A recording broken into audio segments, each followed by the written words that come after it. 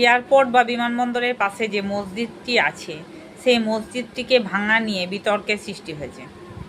আমি বলতে চাইছি এখানে বিজেপি সরকার সবকা সাথ সবকা বিকাশ, এই বিমানবন্দরে কি একাই শুধু হিন্দুরাই যায়? এখানে কি মুসলিমরা যায় না?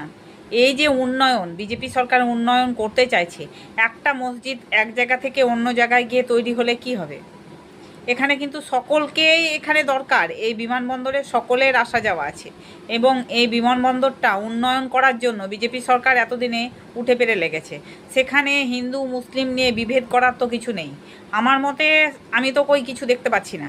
ওখানে যদি একটা হনুমান মন্দির থাকতো বা রাম মন্দির থাকতো সেটাও তো ভাঙতে হতো, তাহলে তখন তো কেউ কিছু বলতো না। এখন হিন্দু মুসলিমকে নিয়ে দাঙ্গা বাঁধানোর জন্য যে উস্কানিমূলক কথাগুলো হচ্ছে, আমি এটা কোনো বিশ্বাসযোগ্যতা দেখতে পাচ্ছি না।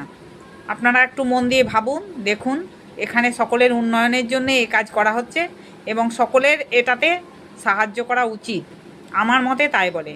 আপনাদের কি মতামত অবশ্যই কমেন্টে জানাবেন।